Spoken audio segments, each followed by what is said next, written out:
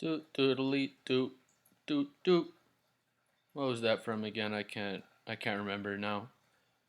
All right, what's up, guys? What's up, Spurs fans and not Spurs fans? Thank you, whoever's watching, for watching. Just wanted to go through some of our draft picks here. I'm coming up to 2030.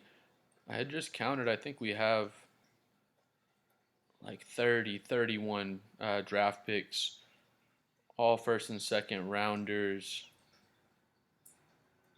and all good position picks for the most part. But yeah, we've had some more trade talks going on these past few weeks here. We'll get into that in a second as well.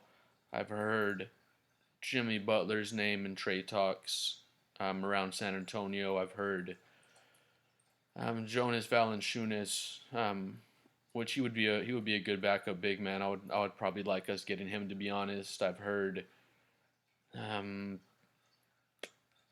De'Aaron Fox, of course. If we got De'Aaron Fox, that would be great. De'Aaron Fox is so good. Him running the pick and roll with Wemby would work really, really well. We'd be a beast of a team if we got De'Aaron Fox. That's my number one guy I'd be targeting if I was the Spurs. And then I also heard, it's been a while now, but I heard a guy from the Bulls, Lowry Markkinen.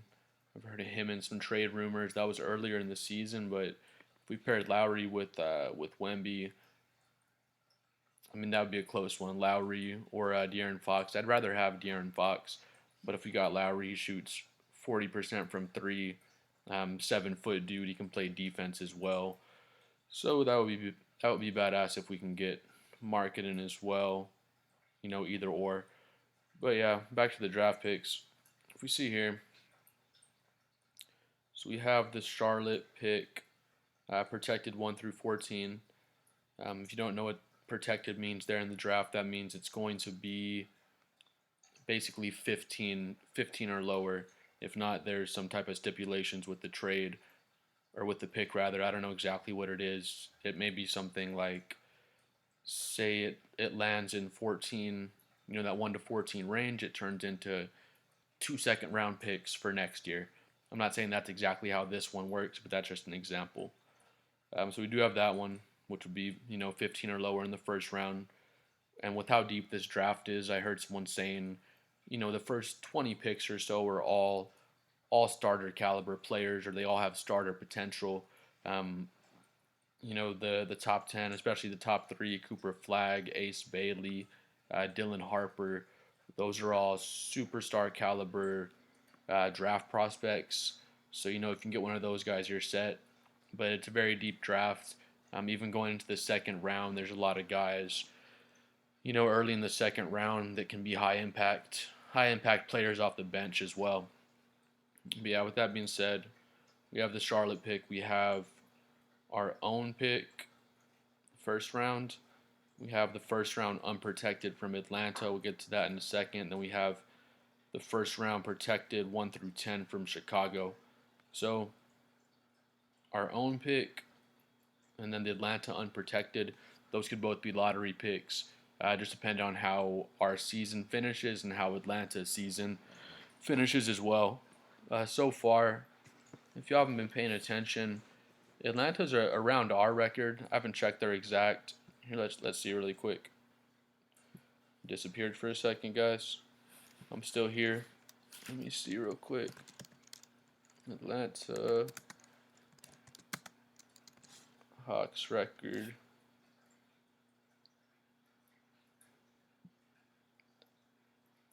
All right, here we go.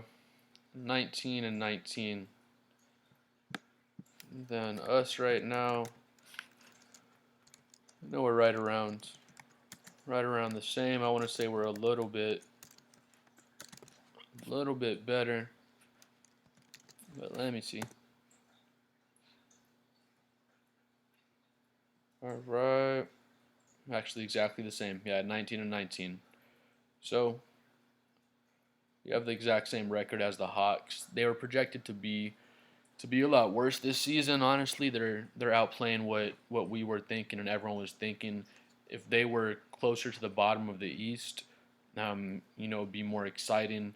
Of course, they still can possibly bottom out. We never wish injury on people, but they just look like a good team. I don't think they're going to, so much bottom out or just become a bad team all of a sudden unless one of their star players gets hurt. And again, we don't wish that on anybody. But they have the exact same record as us, so just think about it as a Spurs fan. I don't see our team just all of a sudden making a U-turn and then we're just a really bad team out of nowhere. I expect us to keep going on and keep having a good season and being a 500 or better team. And I kind of expect the same for the Hawks. I hope that they're not, of course, because then we'll get an even better pick. But yeah, with our pick and the ATL pick, we have two potential lottery picks in the first round. So if we got two of the first round lottery picks, that would be two high impact players. Maybe we could possibly put those picks together in a package, just depending on where they land, and then trade for one of those top three guys: Ace Bailey, Dylan Harper, or Cooper Flag. Those are likely going to be the top three picks in this draft.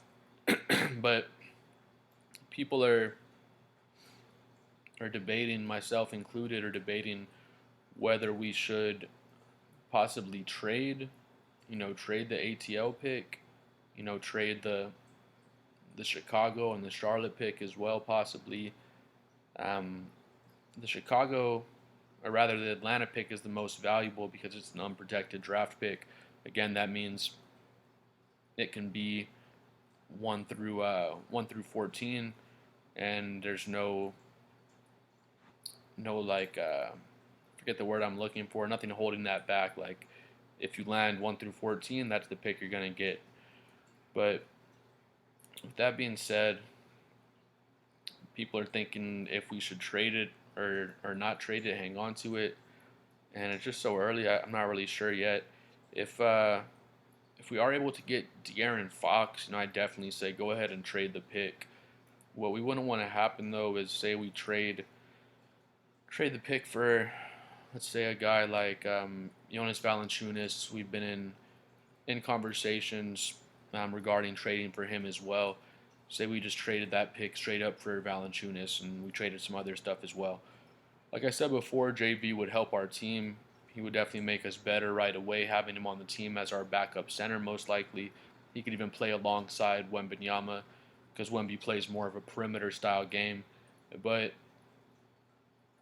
if we hung on to the Atlanta pick and then, their season for whatever reason did start to go downhill and then, that pick turned into a lottery pick and it landed in the top 10, um, we would regret letting that pick go because those top 10 players are going to be really, really good players this season and just very, very high potential draft prospects.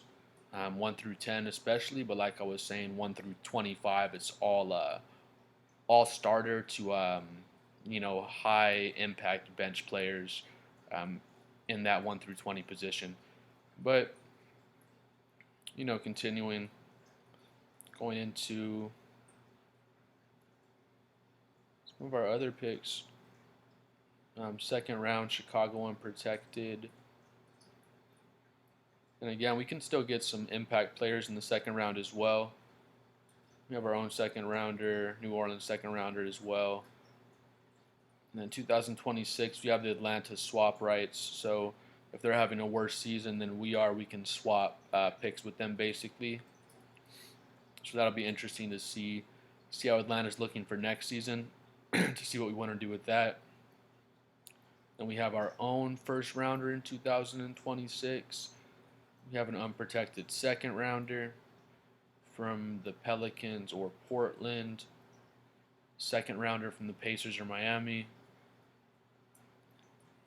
And then we have an unprotected second, our own second, another unprotected second from Utah. 2027 unprotected first rounder from Atlanta. Once we start getting down to these, I'd want to hang on to these kind of 2027s and on.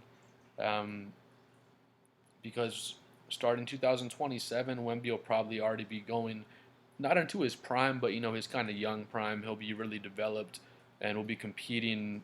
I wouldn't say so much for championships. We're trying to make deep playoff runs at this point already, and say if we got a first round pick, which that would be unprotected.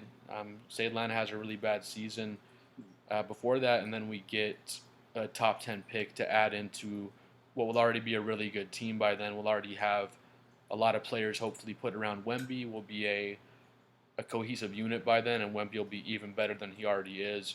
Then imagine adding a top 10 draft pick into that mix. But yeah, it just goes on and on. Like I said, we have over it's like 30, 31 picks from now to 2030. So people are debating if we should make a big trade or not. Like I was saying, I've heard rumors for Jimmy Butler. Love Jimmy Butler. I would not want him on the team though. He's just too old now. He's not going to help us. Everything we're doing is on a five, 10 year plan, 5 year plan at the minimum.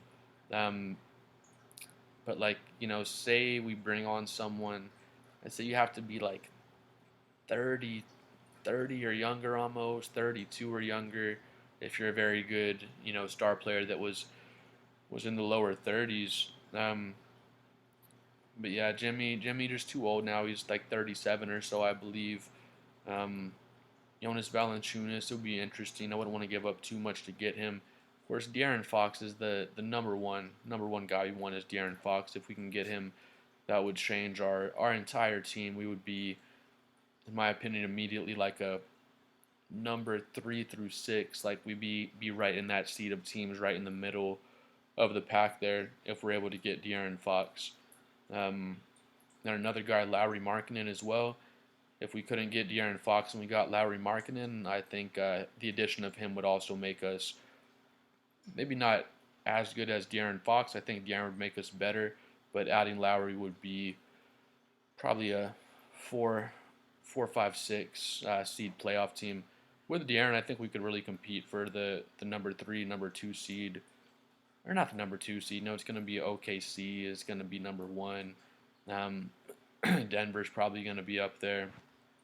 Um, just a lot of teams to compete with. But yeah, if we can get De'Aaron, that would be the ideal move for us to make. If we can possibly trade those picks for De'Aaron, yeah, we should have so many draft picks stocked up. We're gonna make a big trade sooner or later, whether it's before the deadline or if it's, um, you know, during the off season or during the draft of next season. But if you made it to the end of the video, please comment below and let me know what you think we should do with the draft picks, if we should make a big trade, or if we should hang on to most of these picks. Please drop a like and subscribe as well, and we'll see you guys again next time.